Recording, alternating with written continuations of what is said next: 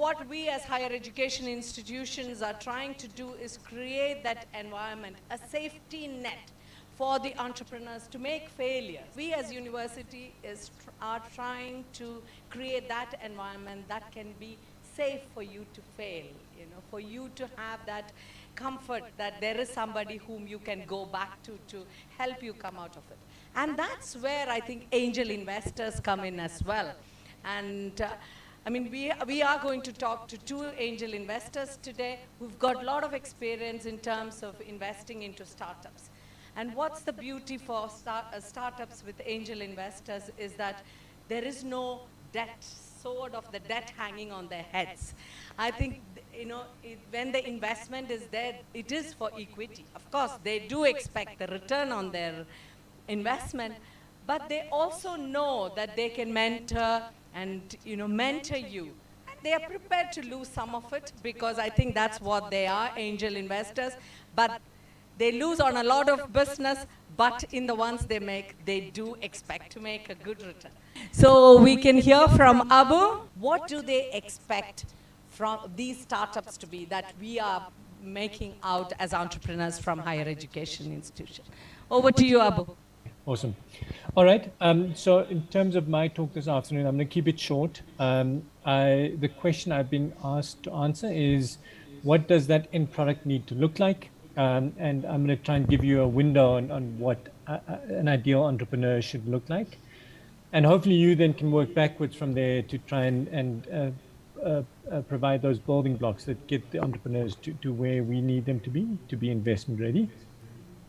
I'm actually glad I heard Edith's talk, and a lot of what she said actually resonated with me. And I completely relate to a lot of what she said. In my talk this afternoon, I'm going to be talking you through two broad comments, two contextual comments, and then taking you through two deep dives into entrepreneurial constructs. Okay, so to begin with, and this has been touched on in other discussions, I think entrepreneurship is incredibly difficult to teach, right? And Steve Blank, the father of Lean Startup, has a saying of get out the building. You learn best when you're around your customers, and your customers are not in the classroom. So it is essential that you do get your students to spend time out of the classroom and in front of customers. I've learned through observation and through doing. So I grew up in a family business, and what's amazed me in my journey as an entrepreneur is how much I actually picked up from my father, from my grandfather, just through observing how they engage with customers, how they operate, the numbers that get tossed around that you kind of pick up and make sense of much later in life. I learned an incredible amount through observation, and actually feel it was almost an unfair advantage because I managed to observe from my family business. And Edith made the point of, I think it was Edith, around spending time at various startups and getting involved in startups. You're often the best place to learn is in a startup environment, often not as a founder, but then as an employee within the business, you pick up a hell of a lot. And then secondly, through doing, just keep it experiential. It's incredibly difficult to stand in front of a class and actually teach entrepreneurship. There's certain aspects of entrepreneurship, like accounting, which Edith and I touched on, technical aspects that you can teach. But the essence of it really needs to be done outside of the classroom. On that topic, often we find universities pair the work that they're doing in the classroom with an incubator or an accelerator of some sort, which is on site at universities. This is outside of the scope of my conversation, but if you ever need content on a playbook to run an incubator, check out Launch League. The website link is there, launchleague.co.za. It's run by a friend of mine, and there's a lot of open source content on how to run an incubator. Second broad comment is we look for teams, not individuals. It's almost impossible to find the combination of skills that you need for a successful business in a single person. And often the requirements on that founder are different depending on the stage of the business as well. So very important that you, and Edith mentioned engaging with diverse groups of people, they need to develop skills to attract and retain top talent, and grow a team. And then the question I often get asked is, what is investment readiness? What makes a startup investment ready? And for me, it's a combination of many things, but at its core, it's this trade-off of risk and reward. And does the reward outweigh the risk? If so, then the answer is you're investment ready. And that answer is going to be different for an angel investor versus, say, a venture capitalist who's going to look at different aspects of the business before they would invest. And then secondly, and this is an interpersonal thing, and again, I'm going to go back to a comment that Edith made. As investors, there are unconscious biases towards people we can relate to, towards people we connect with, and it's important that as an entrepreneur, you're able to connect with that person. And for me, once you've made that personal connection, then it becomes a lot easier to get the investment across the line. And we always say to our founders that don't discount investor relations. Actually start the relationship long before you need the money. And when the money is needed, it then tends to flow a lot quicker. So what investors look for in a business, and I'm going to work through this quite quickly. Firstly, it's the solution itself, and we prefer what's called painkillers over vitamins. A painkiller is someone solving a new need, an unmet need. A vitamin is someone doing something similar, but in a better way, something similar to an existing solution. The second thing is team, and you'll see there that team is greater than idea. This is probably the most important thing. And there is another saying within the investment space that we'd rather invest in an A team with a B idea than a B team with an A idea, meaning team is more important than idea. Within teams specifically, we look for integrity, we look for passion, we look for grit, startup experience, domain expertise, a vision for the future, and even temperament, pragmatism, and synergy within the team. We look for the market opportunity. Is the market opportunity big? Is the solution scalable? Then we assess traction. What sort of revenue have you made? What customers have you got on your books? And then specifically, each investor is going to have a sense of fit. For some investors, like a venture capitalist, that fit means their mandate. For others, like angel investors, that fit means, do I know, am I familiar with the space that you're operating in? Is it something that I can relate to? And then lastly, we look at return on investment from a financial and potentially a social perspective as well. Where I'm going to spend a bit more time this afternoon is just talking you through a proprietary entrepreneur assessment tool that we've developed in-house. So this, what you see in front of you, and I've blanked out the names, is the primary constructs that we assess amongst the founders that we're investing into. At its core, the solution is a psychometric assessment, but over and above that, it's a big data solution. And we're pulling data on founders to then get a 360 assessment of the people that we're investing into. It's very much at the early days about the people. And what you'll see at the bottom is the key to the graphs and the graphics up top.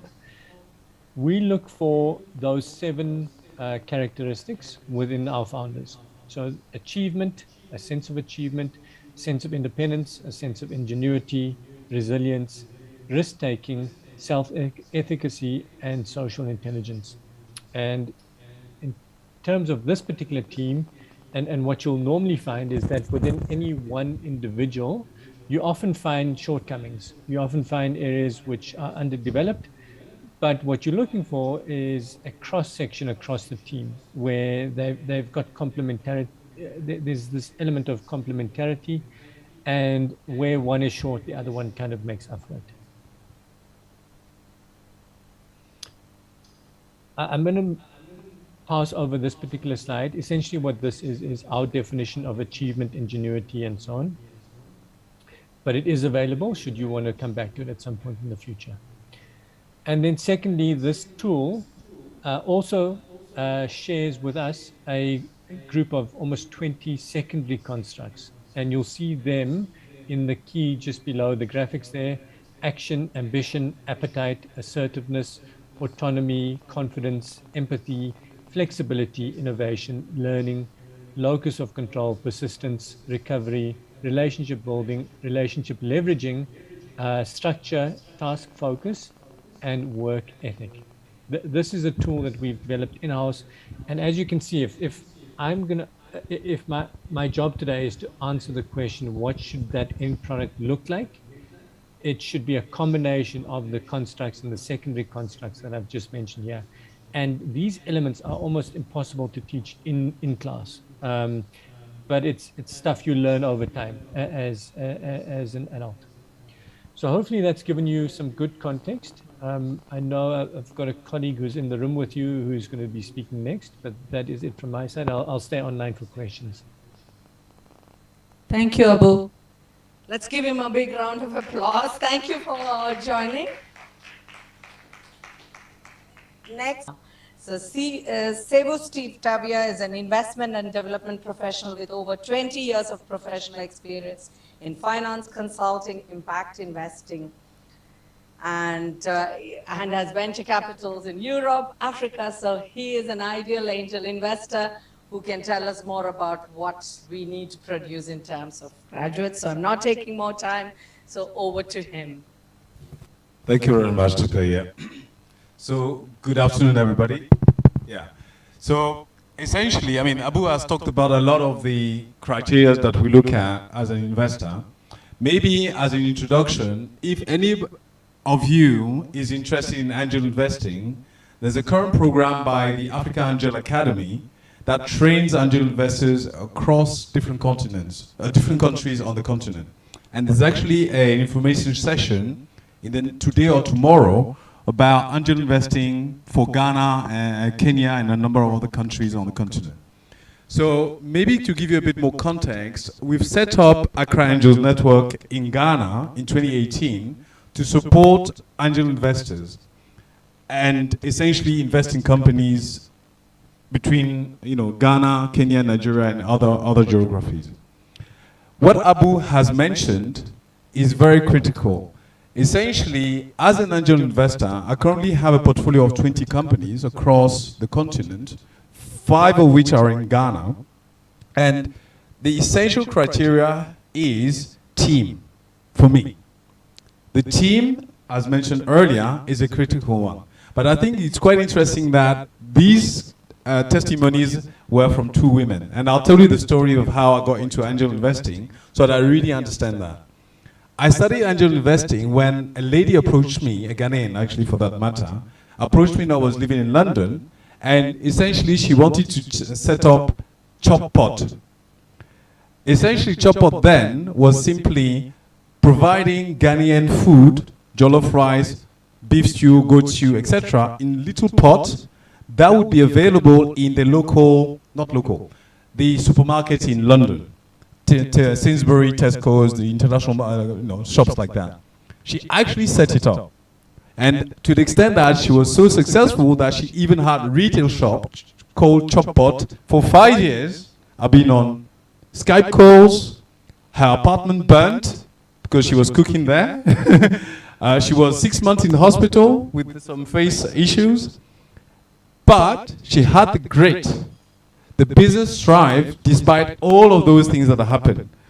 So essentially, that actually hooked me up into angel investing because I spent a lot of time looking at the business, the customers, the location, the product market fit, all those criteria that we look at now as an investor. So to pick up on what was said by Dindili and Edith, it's very important for you to have the grit, but for you to have that resilience, I think you need to be passionate about what you do. You know, there's so many companies, so many entrepreneurs on the continent who come to say, oh, I'm the Uber of Africa, or I'm the Zendesk of Africa. As soon as I hear that, I walk the other way. It's like, there's no need. Because you cannot copy and paste a business model that is coming from another geography and try to make it work here because it's not the same environment. Just go from the southern part of Uganda to northern Uganda. It's not the same. You go from southern part of Ghana to northern Ghana, it's not the same. What I will tell you is that northern Ghana is very similar to Malawi. Desert, dry places, you can grow poultry very well, right? So you really need to think about it that way. Resilience, I think, for entrepreneur really has to come from being passionate about the business. So if you go back to the context where essentially what angel investors look at when they're looking at a company, I'll tell you the story about the fact that I happen to have worked for 6 years at the European Investment Fund, which is a 25 billion euro fund out of Luxembourg.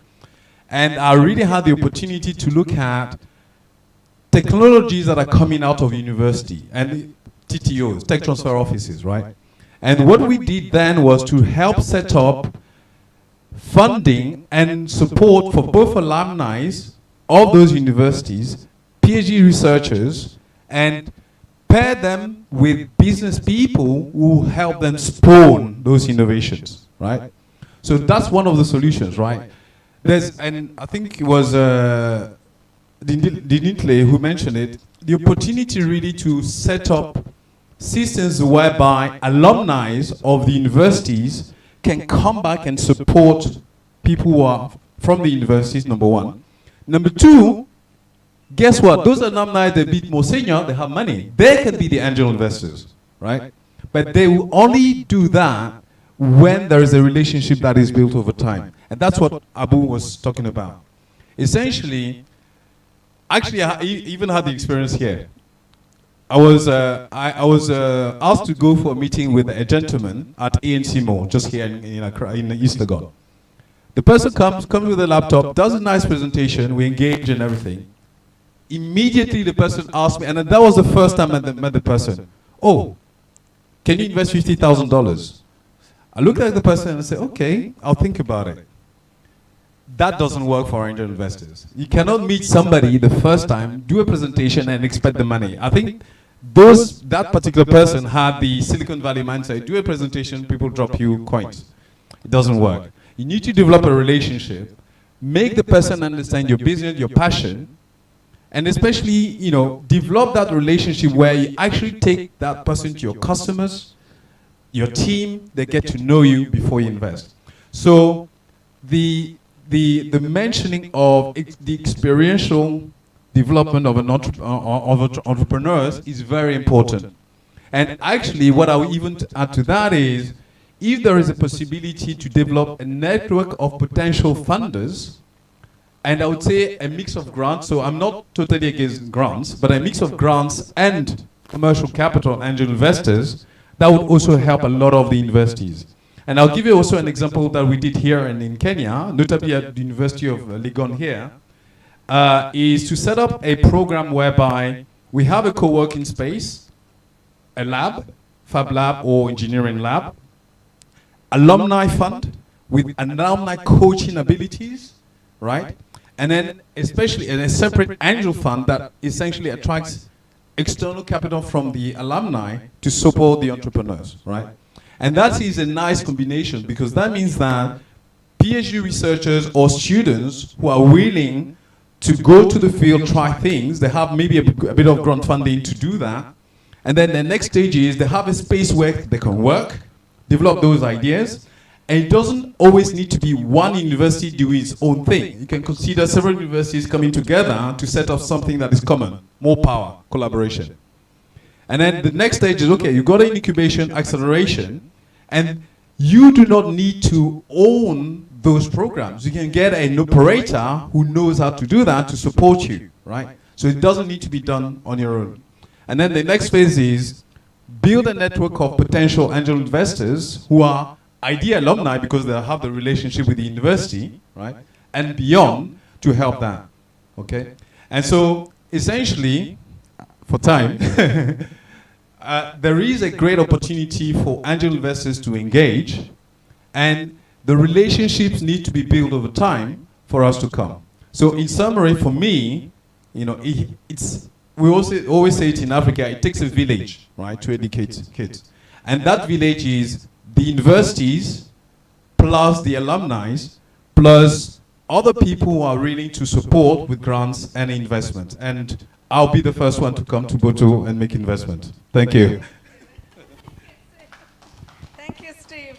We'll hold you on to that. I know we've just clocked that time exactly. Thank you for keeping to the time. Questions? 4. Paul Evans, I just want to check out with you, you and Didi and Abu, two, make sure that I have understood, because two things I hear you all signaling out are one, and all three of you are saying message. It's not one person, it's a team. I think you're dead right. And second is, whatever you call it, grits, resilience, and so forth, failure as a source of learning. Because what's going through my mind is I look at Boto at other places, at undergraduates coming in. One, they're comfortable networking in year 1, year 2 with their friends. And it takes them a long, long time, too long, to learn that valuable networking is people who are very different from you. And if we at universities can speed up that, there. Second, if you can get undergraduates to see failure as a source of learning, I mean, what's going through my mind is you've perhaps helped them on the entrepreneurial journey, but you've given them whatever they do, sort of life skills. Am I understanding right? I totally agree with you. And what I would probably add on to that is to have, so the failure system needs also to be accepted by the community. The challenge usually is, unfortunately, you know, our communities, well, look, you have to be a doctor, an engineer, etc., right? An entrepreneur is usually very badly looked at, right? And that mindset of educating both the parents or the wider ecosystem around the university is going to be also important, especially for women. That's it. Yeah, so just in terms of my transition into entrepreneurship, there were two big paradigm shifts for me. Number one is I was brought up in a family business, and in a family business, businesses are built for the next generation. And within the startup space, businesses are built to be sold. And the quicker you can exit, the better. That was a big paradigm shift for me. And then the second big one was this concept of failure and this ability to embrace failure. I've mentioned Steve Blank. The other guy that is almost the godfather of the startup way is a guy called Eric Ries. And he wrote a book. He's written a few, but one of the books narrates an occasion where he walks into an engineering facility, and the head engineer has got a mug on his table and it says failure is not an option. And in his mind, he's thinking, actually, I fail every day. I fail for breakfast, I fail for lunch, and I fail for supper. That was a big paradigm shift for me. You do need an ability to learn from your failure and embrace it. Yeah, thank you, Abu. Thank you for that. And I think I just wanted to just delve on one of the things that Didi and Edith had touched on about how you make the entrepreneurs. One of the ways, I mean, which we've just started embarking on, and hopefully it will, I mean, we all run entrepreneurship modules, and we get them to do projects, we get them, so, but how do we get them to think of what it is that they can do that can make a difference? And most of the time we've heard about entrepreneurship being something that is solving your community problems. So there's something that we've embarked on called the challenge-driven education, and through which what's happening is the students get to go into communities or or communities can come to us with their problem, and students are finding solutions for it. So that, of course, triggers what can be a thought process in terms of, this is a kind of business I can go into, this is the kind of venture I can start up, and maybe that's something that can create a change in the mindset. Like yesterday we had the discussion to say, for A is for apple, that's what we are taught. So we need to be thinking A can be for anything that meets your imagination. And I think that's what we as higher education institution can show our students. And I know a lot of efforts are coming together. I mean, this afternoon we do have the session on the models that we are coming up with. It's not fast and fit model that is now cast in stone. It's like I was just we were just discussing about the model to say, this is an opportunity for us to get a feedback so that all of us can go with that general practice and see how best we can create the entrepreneurs. And we have more Ediths and Edithlers among us, and that can be what higher education institution can do, I think. Big round of applause for Abu and Seo. Thank you very much. Thank you all.